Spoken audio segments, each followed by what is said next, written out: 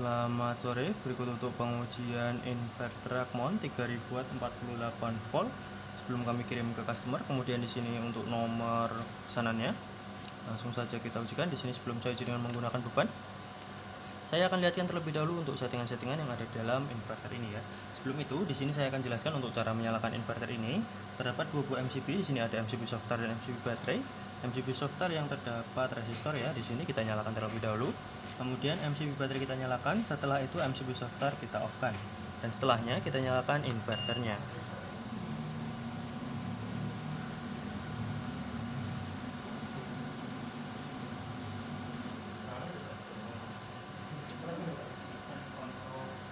Oke, di sini inverter sudah menyala ya. Kemudian di sini saya akan lihatkan untuk menu-menu yang ada di dalam inverter ini. Oke, di sini untuk menu yang pertama yaitu ada informasi panel surya, karena di sini tidak menggunakan MPPT, jadi kita lewati terlebih dahulu ya. Kemudian di sini ada parameter AC input ya. Di sini kita bisa lihat untuk menunya. Di sini ada batas atas dan batas bawah. Di sini bisa disetting. Di sini semisal kita ingin menyeting di 250 volt, maka cukup tekan saja angka 25 seperti ini. Kemudian kita checklist ya, karena di sini sudah berkalian 10, jadi secara otomatis sudah menjadi 250 volt ya. Untuk batas atas dan batas bawah sama untuk cara settingnya. Kemudian di sini ada pengaturan pengisian ya. Di sini ada plug dan float. Di sini juga bisa disetting. Semisal nanti di sini ingin merubah menjadi 54 volt ya, seperti ini. 54 volt bisa. Kemudian di sini nanti arus pengisian di sini minimal di 5 ampere dan maksimal di 40 ampere ya. Di sini nanti juga bisa disesuaikan sesuai dengan keinginan customer ya. Oke, kita kembali. Kemudian kita ke menu selanjutnya ya, yaitu ada parameter baterai. Di sini ada pilihan tipe baterai ya, ada lead acid, lithium dan user. Kita bisa pilih salah satu untuk tipe baterai ini ya. Kemudian di sini ada pengaturan baterai. Di sini ada low alarm, low recovery, low protect, high alarm, high recovery dan high protect. Di sini juga bisa disetting sesuai dengan keinginan customer. Dan di sini sudah disettingkan untuk sistem 48 volt ya. Tapi jika ingin disesuaikan kembali, cukup disetting sesuai dengan keinginan ya. Kita kembali. Kemudian kita ke menu selanjutnya, yaitu ada menu prioritas ya. Di sini ada prioritas AC dan prioritas DC. Di sini AC untuk PLN, sedangkan DC untuk inverter ya. Di sini kita pilih salah satu untuk menu prioritas ini ya. Kita kembali. Kemudian di sini ada menu selanjutnya, yaitu ada VR recovery atau pengaturan ATS ya. Di sini ada VR recovery dan LVD. Di sini juga bisa disetting sesuai dengan keinginan customer. Di sini nanti ketika berada di tegangan 46 volt di prioritas DC atau inverter, di sini nanti ketika berada di tegangan 46 volt, maka akan secara otomatis berpindah ke PLN ya. Nanti kita akan ujikan untuk perpindahannya. Di sini juga bisa disetting sesuai dengan keinginan customer ya. Kita kembali. Kemudian di sini ada menu selanjutnya, yaitu ada bahasa Indonesia dan bahasa Inggris. Kita bisa pilih salah satu. Kemudian di sini ada menu selanjutnya, yaitu ada adjust belum kami gunakan, jadi kita lewati terlebih dahulu ya. Oke, kemudian di sini kita ke menu selanjutnya, itu ada RS485. Di sini juga sama, belum kami gunakan, jadi kita lewati terlebih dahulu. Kemudian di sini ada tentang atau informasi. Kita bisa lihat di sini untuk nominal daya di 3000 watt dan nominal output di 220 volt. Oke, sini kita kembali. Kemudian di sini kita akan menyalakan input PLN-nya ya.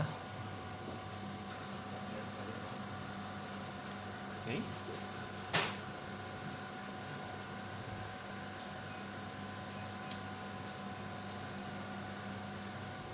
Oke, di situ input PLN sudah masuk ya. Sini. Kemudian di sini saya akan ujikan perpindahannya. Tadi di sini adalah 46 volt ya. Oke. Kita bisa lihat di sini 46 volt ya. Kita turunkan ke 46 volt.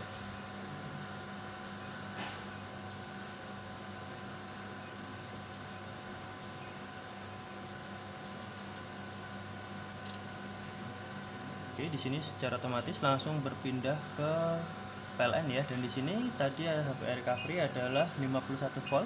Kita naikkan kembali 51 volt ya.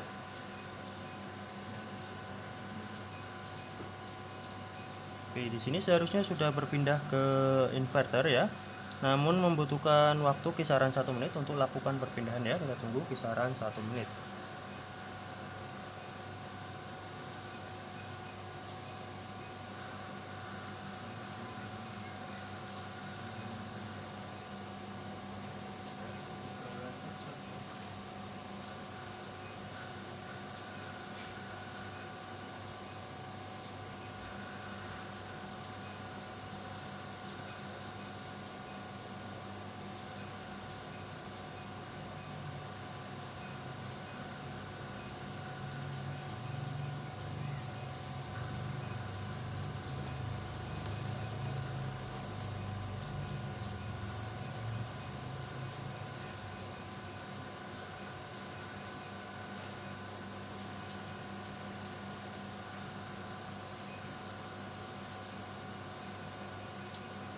Oke, di sini secara otomatis langsung berpindah ke inverter, dan di sini ketika saya ubah prioritasnya menjadi prioritas AC atau PLN ya, di sini langsung secara otomatis berpindah ke PLN. Kemudian di sini saya simulasikan ketika PLN ini padam.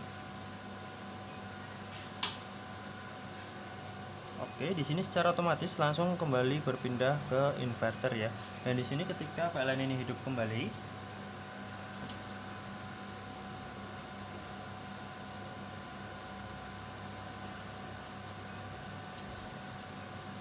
oke, di sini secara otomatis langsung kembali lagi berpindah ke PLN ya. Dan kemudian di sini saya akan lihatkan untuk chargingnya. Di sini kita kembalikan ke prioritas DC. Kemudian di sini saya simulasikan ketika baterai ini habis ya. Saya turunkan kembali. Oke, di sini saya simulasikan ketika PLN, mohon maaf, baterai habis ya. Kemudian di sini untuk chargingnya sendiri kita harus ubah prioritasnya menjadi prioritas AC untuk lakukan charging ya. Oke, kita tunggu sampai charging.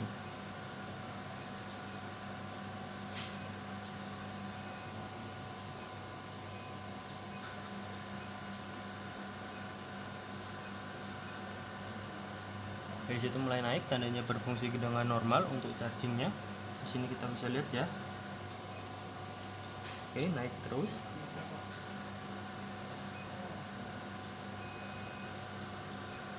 Oke, untuk chargingnya bisa ya, di situ kita bisa lihat.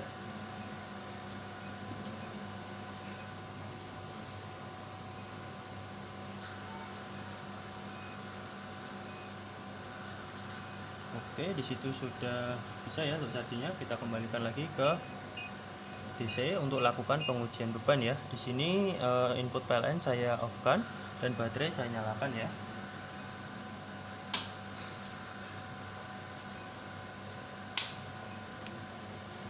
Oke, di sini baterai sudah saya nyalakan. Kemudian di sini saya akan bebani menggunakan beban blower dan juga beban heater ya. Di sini kita nyalakan beban heater. Oke, kisaran 900-an watt ya. Saya tambah menggunakan beban blower. Oke, satu buah blower di situ terbaca 2300 ya. Kita tambah lagi 2800. Oke, terbaca kisaran sampai 3800 ya. Inverter proteksi off karena ada kelebihan beban ya. Dan setelah beberapa detik inverter akan hidup kembali.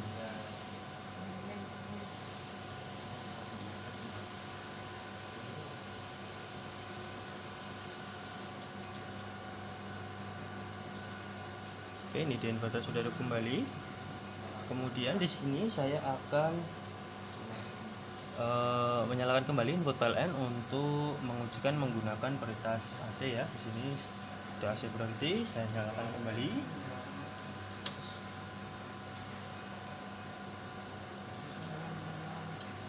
Oke, di situ berpindah ke PLN. Kemudian di sini saya bebani menggunakan satu buah blower. Oke, di sini saya simulasikan ketika PLN ini padam. Oke, maka secara otomatis di sini langsung berpindah ke inverter ya, tanpa ada kendala untuk perpindahannya. Dan di sini ketika PLN ini hidup kembali,